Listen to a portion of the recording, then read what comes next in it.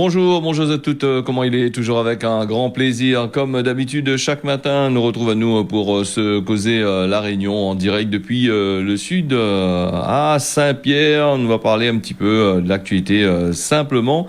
Et m'y tiens à remercier quand même toutes les personnes bien branchées, bien connectées sur notre réseau. M'y salue Azote, les personnes du côté du réseau social Facebook, mais aussi du côté de la télévision.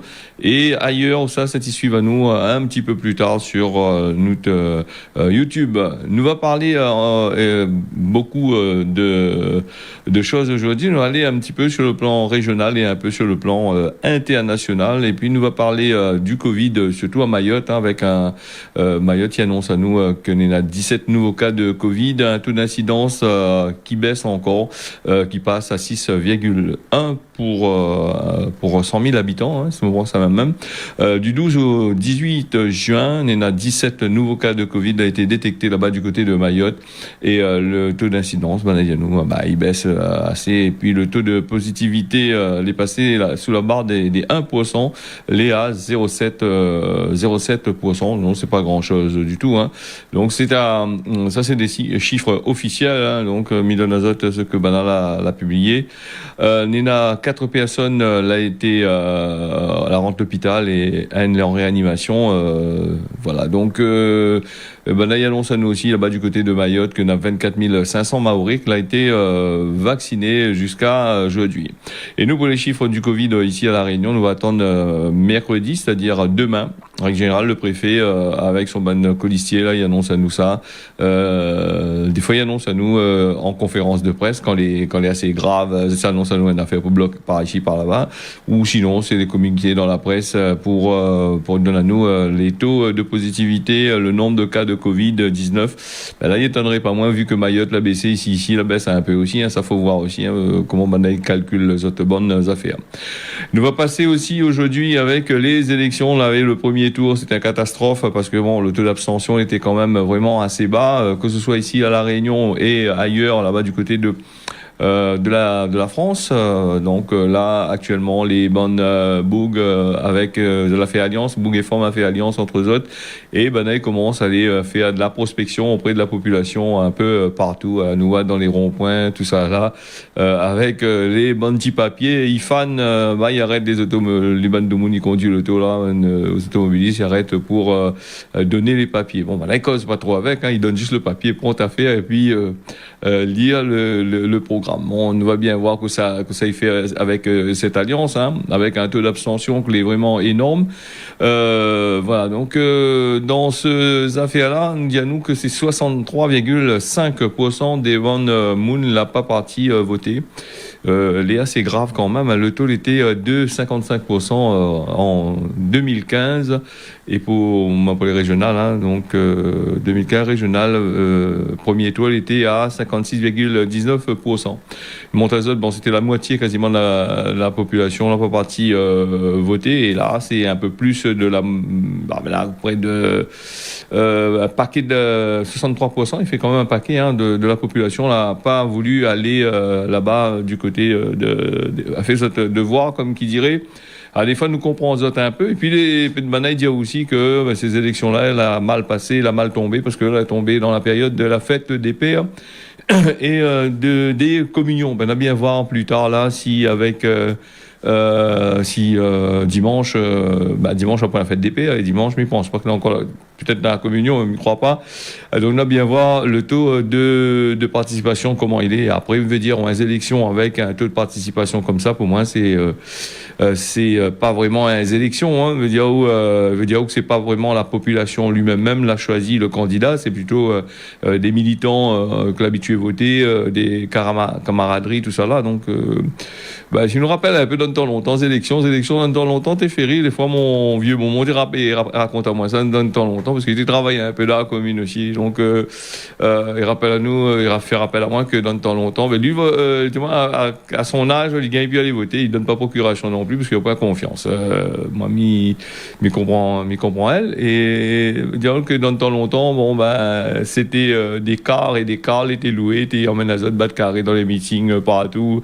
Malgré que t'es fatigué, t'es dans un peu de congé pour aller faire. Et comme là, c'est un peu compliqué, avec tout ce qui se passe, avec la modernité, avec aussi l'Internet, avec tous ces réseaux qui tournent, il fait, mais assez compliqué, pour faire pas trop oser. Nous va fermer ce volet de politique. Nous parle pas trop de politique non plus des candidats parce que les interdit de parler de ça parce que le CSA dit là il cause pas de ça, là, il cause pas de tel ou tel bug machin. Donc voilà, nous n'a que des alliances de la gauche unie, la gauche désunie, tout le système. Voilà, donc nous va bien voir le résultat pour bientôt. M'en avait parlé aussi la dernière fois des vaccins contre le Covid-19. Est-ce que ces vaccins-là, ils peuvent entraîner l'apparition de nouveaux variants? Est-ce que plus dangereux encore? Et nous remarqué que la multiplication des variants, la circulation du coronavirus, il devient un peu plus virulent. Hein, donc, banal ou non, ces vaccins-là, ils amènent pas des variants et surtout avec là, il parle surtout du variant indien, là, le variant Delta, qui touche quand même la France un bon peu. Et c'est un variant qui est assez fort quand même. Donc, entre ce que ça, c'est officiel. Hein, est-ce que nous-mêmes, nous peut poser nous la question, est-ce que les vrais ou les pas vrais, ces variants-là, ces vaccins-là, y apportent? Ne nous connaît pas. Hein. C'est un vaccin que les partis, t'as l'air quasiment au bout d'un an, mettre ça sur le marché. Donc, soit t'es connaît à l'avance. Comment il se passe les affaires, soit a boosté, il montre à nous que quand tu veux booster, pousser dans les affaires, tu arrives à trouver un vaccin très rapidement, hein, alors qu'il faut quasiment près de 10 ans tout à l'heure pour que y arrive à mettre au point les affaires.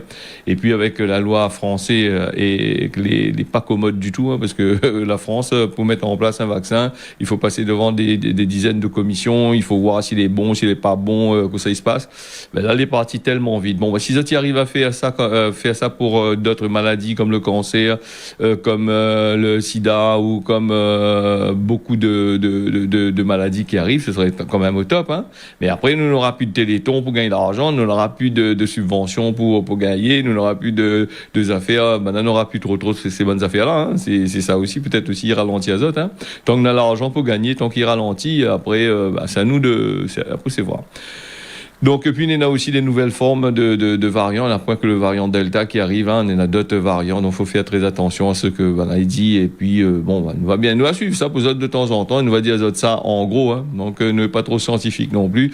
Des fois, ça fouille un peu dans les revues scientifiques du côté américains là-bas. On est un peu plus sérieux, me dirait, dans ces affaires-là.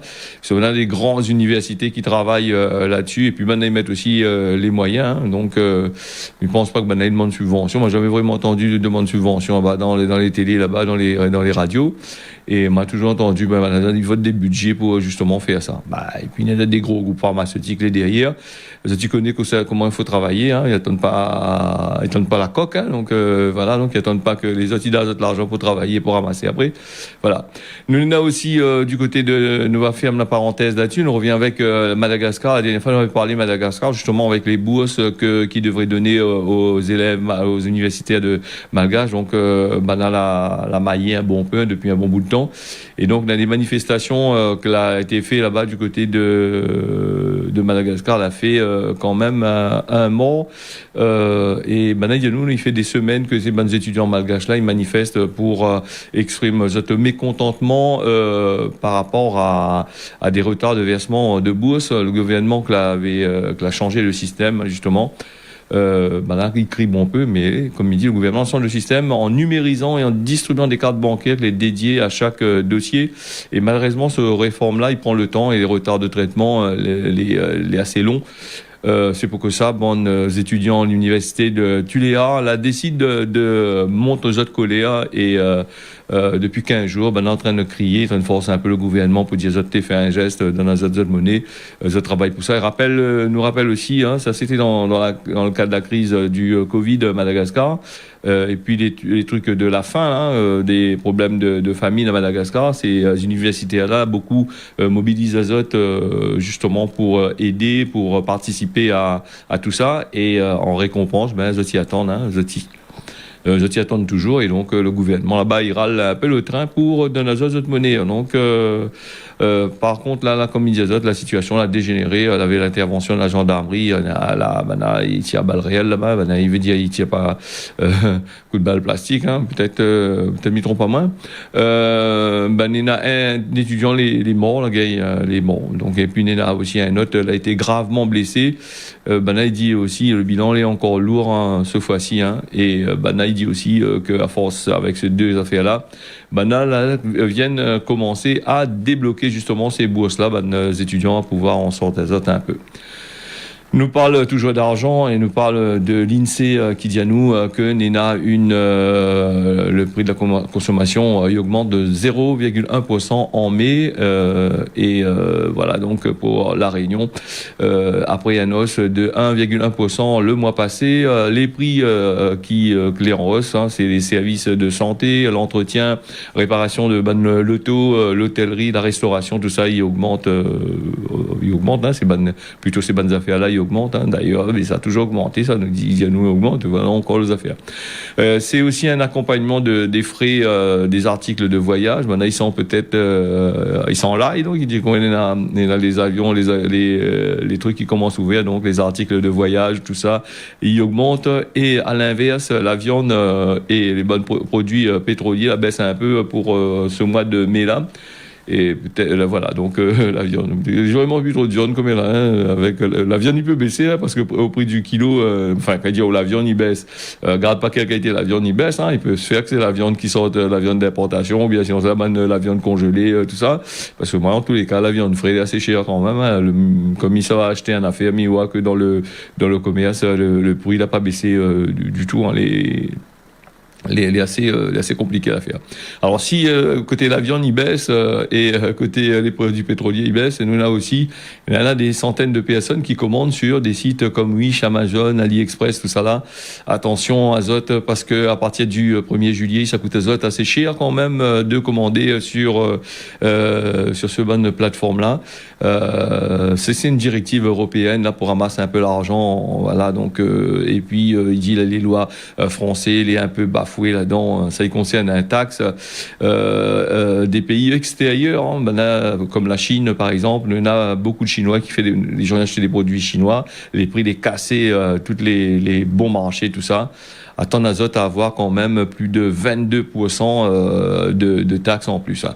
Alors 22% sur ces taxes-là, il avait déjà une taxe hein, sur les produits importés, hein, donc du côté des produits extérieurs à la communauté européenne. Cette taxe-là, elle était pour des produits au-dessus de 20 euros. Hein. Des produits, si tu achètes un produit en dessous de 20 euros, ben ça tu payes pas. Ça tu payes pas ce taxe-là, elle était exonérée, mais là, par contre, ça doit mettre ce 22% là sur tous les produits hein, qui coûtent 1 euro de 0,10 centimes d'euros jusqu'à en haut même. Bon, ben là, ajouter un taxe de 22% dessus. Ça, c'est pour dire que là, il annonce qu'on a une concurrence assez déloyale de la Chine qui casse les prix et c'est un pays qui casse les prix et donc les entreprises européennes ne gagnent pas l'argent. Après ça, on n'a qu'à faire un peu comme les Chinois, essayez pas de vendre trop cher, donc achetez pas en Chine là-bas pour vendre à nous plus cher. Après, si tu taxes de l'autre côté là-bas, les gens les malins sur la terre, vous connaissez, hein, c'est quand on voit le même produit, les moins chers dans un pays et vous connaissez le pays achète là-bas pour revendre à haut ou à plus cher. Le but, même que vous payez une petite taxe sur les frais d'importation, vous voulez toujours gagnant. Bana, il pense récupérer plusieurs milliards à partir du mois de juillet sur justement ces affaires-là. Et nous avons vu aussi les GAFA aussi, les taxés aussi, les Google, les compagnies, les Amazon, tout ça là, Bana les taxés. La hauteur de la taxe est quasiment plus de 22%. Nous va bien voir que ça y change. Est-ce que la stratégie d'Amazon ou des bonnes chinois va changer encore, va casser encore un peu plus les prix encore pour pouvoir avoir toujours les clients? On a les moyens, le coût de la main d'œuvre n'est pas excessif là-bas par rapport à la France. Nous va bien voir que ça y se passe. Et est-ce que c'est un taxe de 22% qui voulait Bana y ajoute là, mais Bana il voulait quasiment au-dessus de ça la taxe. Peut-être Bana réfléchir un peu. Pouzotte aussi, donc le machin. Les taxes, nous n'aura toujours, de toute façon, et puis à La Réunion, nous ne connaissons pas comment il se passe encore. S'il y a 22% de justement là-dessus, là, sur les produits chinois et les produits Amazon, les produits qui sortent dans d'autres AliExpress, tout ça qui arrive ici. Posez-nous la question, on a l'octroi de mer aussi, ici La Réunion, en plus ce ban de taxes, la TVA, tout ça là, les dedans là, est-ce que tout ça les compter avec? Est-ce que nous aura accès à ces bons produits là aussi? Ça nous pose la question en gros, parce que ça, les en catimini, les en dessous, ça personne ne dit pas. Quand il parle uniquement de ce qui sort en France, dans le pays dehors là-bas. Voilà les affaires. Nous va revenir dessus, nous va faire un petit, là, nous parle là, et puis le vendredi, nous fait une petite synthèse de ce que nous a dit pendant tout le long de cette semaine. Voilà. Nous va passer à Maurice qui met en place là le tramway, le tramway. Là longtemps, il est en train de parler de ça, le tramway, le métro, tout le système a été inauguré dimanche. Les nouvelles stations de métro express entre Quatre-Bornes et Port-Louis, 2 ans après l'ouverture officielle du tramway. Douana est parti avec ça. Et il dit à nous que l'île Maurice là-bas, il avance et continue son développement, tandis qu'à La Réunion, nous recule un peu parce que nous on aurait eu ce fameux train qui a été promis par l'ancien président de la région, Paul Véagès, qui avait promis à nous du tram-train, tout ça là. Donc l'île Maurice, a évolué, elle a avancé là-dedans par rapport à ces bonnes transports. Donc voilà, ce qui soit ça. Et puis La Réunion, comme il dit, ici nous assez compliqué. Nous là en France, à là, donc La Réunion on a des aides de la France, de l'Union européenne surtout. On dit la France, c'est plutôt l'Union européenne qui donne La Réunion des aides, justement pour faire ces bonnes affaires-là. Et là, nous pose à nous la question. Tout le temps, nous parle transport, l'embouteillage, bouchons, tout ça là, ici.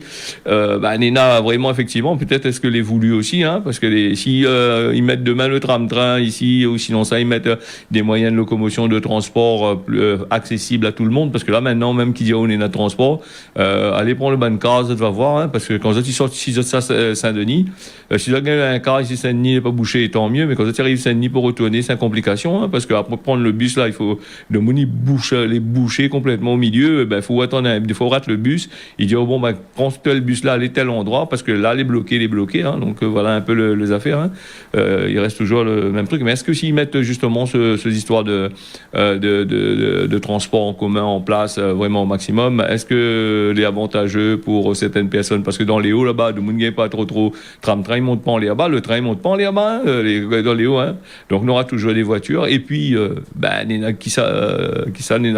on aura des chefs d'entreprise, des gros oiseaux clés en place, va toujours mettre des bâtons dans les roues, parce que quand on met un moyen de transport à côté, mais il y a des bouts qui fait nier l'auto, tous ces lotos qui fait nier par bateau, par machin, les stocker, là, que ça il fait avec ça, ils trapichettent, ils mettent sur le côté, voilà, donc en gros, peut-être il faudra nous réfléchir un peu, donc à ce que nous dit, quand il dit à nous il faut faire ça, alors que nous connaissons qu'elle est quasiment impossible, il dit à nous il faut faire le tram-train, alors qu'on a les routes les toujours construites, nous on a le goudron partout de La Réunion, nous est bétonné partout, donc là c'est assez à poser des questions. Et Maurice, il évolue quand même, malgré la crise, malgré la gagne un coup nichement avec Covid-19. À la fois, donc, l'a lancé depuis la station ISS, le premier nano-satellite mauricien. On avait parlé de ça la dernière fois, là, dans l'espace mardi, le affaire, il appelle Mia Sat 1. Voilà, donc elle a été lancée là-bas depuis la station ISS mardi 22. Il donne l'heure de la réunion, 14h55. Faut dire nous les bien à cette heure-là, le machin. Voilà, donc elle a été placée sur orbite. Il fait plusieurs fois le tour du globe à peu près en 1h30. Hein, donc comme l'ISS. C'est un truc pour rendre service aux radios amateurs, tout ça là. Hein, c'est un voilà.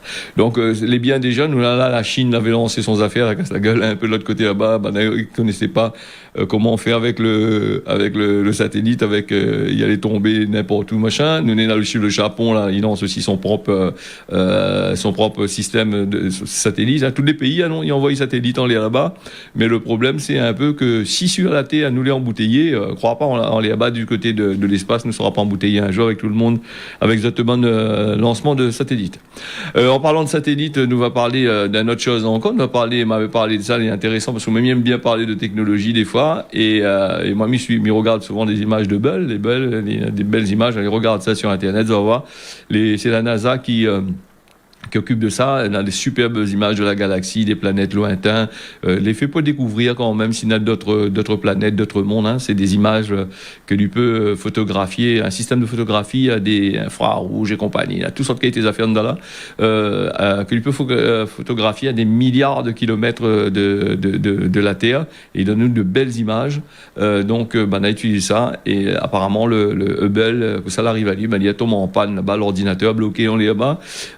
Lui là en service depuis plus de 30 ans, donc voilà ce qui se passe. Hein. Donc l'antenne essaye de relancer les affaires en espérant que le problème sera réglé. Nous va continuer à gagner 2-3 bons images là-dessus. Hein. Donc les instruments les bons, mais le dimanche 13, les affaires à bloquer, l'ordinateur, la machin, il essaye de relancer, il gagne pas.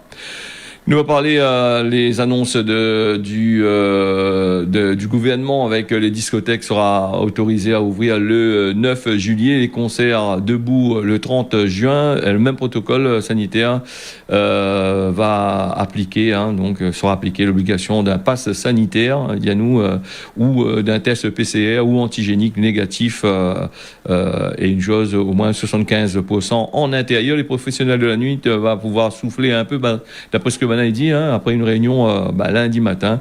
Elle a annoncé ça. Emmanuel Macron les élections hérité avec plaisir qu'il a annoncé ça, il était content, tout souriant. Voilà, donc 50 personnes elle a tranché, décidé d'ouvrir la discothèque qui est fermée depuis 15 mois. Le 9 juillet, les concerts vont pouvoir reprendre comme maladie azote, hein, donc le 30 juin. Voilà, donc contrairement à ce que Banat y pense, le protocole sanitaire sera allégé. Seules les bonnes personnes comme midi azote, hein, qui n'ont un pass sanitaire n'aura accès aux bonnes établissements qui doit accueillir minimum 50 personnes pour les discothèques, 1000 personnes pour les concerts debout. Et il dit en gros, entre parenthèses, hein, il veut pas dire passe vaccinal. Hein. On a bien compris dans son affaire. Le ministre de la Culture a dit ça. Hein, il veut pas dire passe vaccinal. Hein, Roselyne Bachelot quand il a fait son réunion.